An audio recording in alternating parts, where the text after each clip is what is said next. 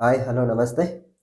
ಕರ್ನಾಟಕದ ಎಲ್ಲ ನನ್ನ ಆತ್ಮೀಯ ಸಮಸ್ತ ಸ್ಪರ್ಧಾ ಬಳಗಕ್ಕೆ ಆತ್ಮೀಯ ಸ್ವಾಗತ. ನಾನು ನಿಮ್ಮ ಪ್ರೀತಿಯ ಮಂಜು ಸರ್, ಟಾರ್ಗೆಟ್ KS ಯೂಟ್ಯೂಬ್ ಚಾನಲಿಂದ. ಸ್ನೇಹಿತರೆ, ಒಂದು ವಿಶೇಷವಾದ ಮಾಹಿತಿಯನ್ನು ಕೊಡಲಿಕ್ಕಿತ್ತು. ಪೋಸ್ಟ್ ಆಫೀಸ್ ನೇಮಕಾತಿಗೆ ಸಂಬಂಧಪಟ್ಟ ಹಾಗೆ ಸಾಕಷ್ಟು ಹುದ್ದೆಗಳು ನೋಟಿಫಿಕೇಶನ್ ಆಗಿದ್ದಾವೆ. ಸೊ ಆ ಹುದ್ದೆಗಳಿಗೆ ಅರ್ಹತೆಗಳು ಏನು ಮತ್ತು ಯಾವಾಗಿಂದ ನೀವು ಅದಕ್ಕೆ ಅರ್ಜಿಯನ್ನು ಹಾಕ್ಬೋದು, ಈ ಎಲ್ಲ ಮಾಹಿತಿಗಳನ್ನು ಭಾಳ ಸರಳವಾಗಿ ಕೊಡ್ತಾ ಹೋಗ್ತೀನಿ. ವಿಡಿಯೋನ ಕೊನೆ ತನಕ ನೋಡಿ.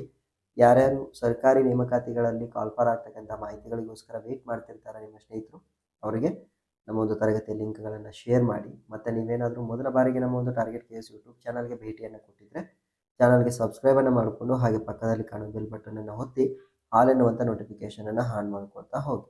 ಸೊ ನೋಡಿ, ಯಾವ ಇಲಾಖೆಯಲ್ಲಿ ಕಾಲ್ಫಾರ್ ಆಗಿರ್ತಕ್ಕಂಥದ್ದು ಅಂದರೆ ಅಂಚೆ ಇಲಾಖೆಯಲ್ಲಿ ನೋಟಿಫಿಕೇಶನ್ ಆಗಿದ್ದಾವೆ. ಸೊ ಸ್ಥಳ ಅಂದಾಗ ಇಲ್ಲಿ ದೇಶಾದ್ಯಂತ ಇರ್ತವೆ, ಅಂದ್ರೆ ಭಾರತದಾದ್ಯಂತ ಹುದ್ದೆಗಳು ಇದಕ್ಕೆ ಸಂಬಂಧಪಟ್ಟ ಆಗಿರ್ತವೆ. ಬಿಕಾಸ್ ಇದು ಕೇಂದ್ರ ಸರ್ಕಾರದ ಅಧೀನದಲ್ಲಿ, ಅಂದರೆ ಕೇಂದ್ರ ಸರ್ಕಾರಿ ನೌಕರಿ ಆಗಿರೋದ್ರಿಂದ ಇದು ನೀವು ಎಲ್ಲಿ ಬೇಕಾದರೂ ಸೇವೆಯನ್ನು ಸಲ್ಲಿಸಲಿಕ್ಕೆ ಸಿದ್ಧ ಇರಬೇಕು. ಓಕೆ, ಸೊ ಯಾವ ಹುದ್ದೆಗೆ ನೋಟಿಫಿಕೇಶನ್ ಆಗಿರ್ತಕ್ಕಂಥದ್ದು ಅಂದರೆ ಗ್ರಾಮೀಣ ಅಂಚೆ ಸೇವಕ ಅಥವಾ ನಾವೇನು ಬ್ರಾಂಚ್ ಪೋಸ್ಟ್ ಮಾಸ್ಟರ್, ಅದೇ ರೀತಿ assistant branch post master. So ಈ ಹುದ್ದೆಗಳಿಗೆ ನೋಟಿಫಿಕೇಶನ್ ಆಗಿರುವಂಥದ್ದನ್ನು ಗಮನಿಸ್ತಾ ಹೋಗ್ತೀವಿ. ಒಟ್ಟು ಎಷ್ಟು ಹುದ್ದೆಗಳು ಕಾಲ್ಫಾರ್ ಆಗಿದಾವ್ರಿ ಸರ ಅಂದ್ರೆ 21,413. ಸೊ ಇದು ದೇಶಾದ್ಯಂತ. ಓಕೆ, ಸೊ ಭಾರತದಾದ್ಯಂತ ಒಟ್ಟು 21,413 ಅಂಚೆ ಇಲಾಖೆ ನೇಮಕಾತಿಗಳಿಗೆ ನೋಟಿಫಿಕೇಶನ್ ಅನ್ನು ಮಾಡಿರ್ತಕ್ಕಂಥದ್ದು.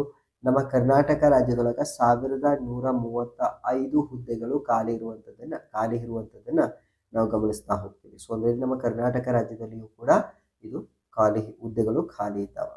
ಓಕೆ, ಇನ್ನು ವರ್ಗವಾರು ಹುದ್ದೆಗಳು ಅಂದರೆ ಇಲ್ಲಿ ಯಾವ ಈಗ ನಾವು ಏನು ಹುದ್ದೆಗಳನ್ನು ಹಂಚಿಕೆಯನ್ನು ಮಾಡ್ತಾರೆ ಅಂದರೆ ಮೀಸಲಾತಿಗೆ ಅನುಸಾರವಾಗಿ, ಅದರಲ್ಲಿ ಸಾಮಾನ್ಯ ವರ್ಗ ಜನರಲ್ ಕ್ಯಾಟಗಿರಿಗೆ 482 ಹುದ್ದೆಗಳಿದ್ದಾವೆ. ಸೊ ಅದೇ ರೀತಿ OBCಗೆ 260 ಹುದ್ದೆಗಳಿದ್ದಾವೆ. ಅದೇ ರೀತಿ SC 175 ಹುದ್ದೆಗಳಿದ್ದಾವೆ. ಅದೇ ರೀತಿ STಗೆ 78 ಹುದ್ದೆಗಳು.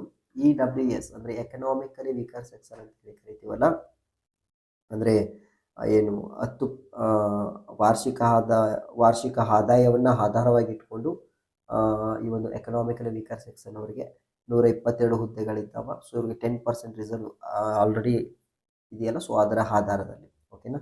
ಸೊ ಇನ್ನು ಉಳಿದಂತೆ ಈಗಾಗಲೇ ಅರ್ಜಿ ಸಲ್ಲಿಕೆ ಆರಂಭ ಆಗಿರುವಂಥದ್ದು. ಈಗ ನೀವು ಅರ್ಜಿಯನ್ನು ಹಾಕ್ಬೋದು. ಕೊನೆಯ ದಿನಾಂಕ ಮಾರ್ಚ್ 3ನೇ ತಾರೀಕು ಕೊನೆಯ ದಿನಾಂಕ ಆಗ್ತದೆ. ಓಕೆ, ಸೊ ಆಮೇಲೆ ನೀವು ಅಪ್ಲಿಕೇಶನನ್ನು ಹಾಕ್ಲಿಕ್ಕೆ ಆಗೋದಿಲ್ಲ.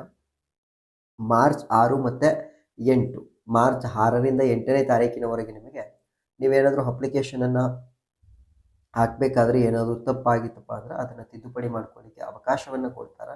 ಸೊ ತದನಂತರ ಮತ್ತೆ ನಿಮಗೆ ಅವಕಾಶವನ್ನು ಕೊಡೋದಿಲ್ಲ. ಬೇಕಂದರೆ ನೀವು ಜಾಗೃತಿಯಾಗಿ ಏನು ಮಾಡಬೇಕು, ಅಪ್ಲಿಕೇಶನ್ಗಳನ್ನು ಫಿಲ್ ಮಾಡ್ಕೋಬೇಕಾಗಿ ಬರುತ್ತೆ.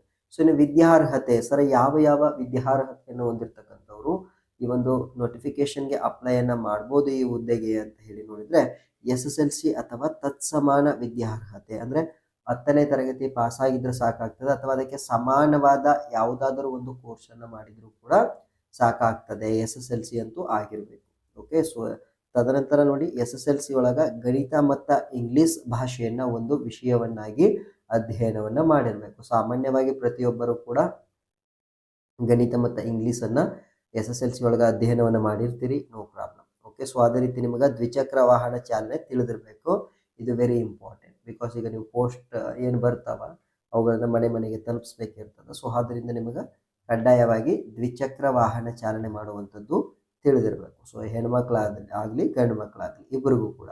Okay, right. ಸೊ ಇನ್ನು ವಯಸ್ಸು ಸರ, ಎಷ್ಟು ವಯಸ್ಸಾಗಿರ್ಬೇಕಂದ್ರೆ ಕನಿಷ್ಠ 18 ವರ್ಷ ಆಗಿತ್ತಪ್ಪ ಅಂದ್ರೆ ಸಾಕಾಗ್ತದೆ, ನೀವು ಅಪ್ಲಿಕೇಶನನ್ನು ಹಾಕ್ಬೋದು. ಗರಿಷ್ಠ ವಯೋಮಿತಿ 40 ವರ್ಷದವರೆಗೂ ಕೂಡ ನೀವೇನು ಮಾಡ್ಬೋದು, ಅಪ್ಲಿಕೇಶನನ್ನು ಹಾಕಲಿಕ್ಕೆ ಸಾಧ್ಯತೆ ಇರ್ತದೆ.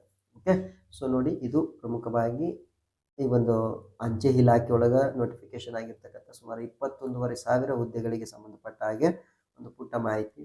ಮತ್ತು ಇದರ ನೇಮಕಾತಿ ಪ್ರಕ್ರಿಯೆ ಯಾವ ರೀತಿ ಇರ್ತದೆ, ಸೊ ಪರೀಕ್ಷಾ ವಿಧಾನ ಯಾವ ರೀತಿ ಇರ್ತದೆ, ಅದನ್ನು ನಾನು ನಿಮಗೆ ನೆಕ್ಸ್ಟ್ ವಿಡಿಯೋದೊಳಗೆ ಮಾಹಿತಿಯನ್ನು ಕೊಡ್ತೀನಿ. ನೀವು ಯಾರ್ಯಾರು ಅಪ್ಲಿಕೇಶನನ್ನು ಹಾಕಿಲ್ಲ, ಬೇಗ ಮಾರ್ಚ್ 3ನೇ ತಾರೀಕು ಕೊನೆಯ ದಿನಾಂಕ ಆಗಿರೋದ್ರಿಂದ ಎಲ್ಲರೂ ಕೂಡ ಏನು ಮಾಡಿರಿ, ಅಪ್ಲಿಕೇಶನನ್ನು ಹಾಕಿ. Thank you so much. Take care.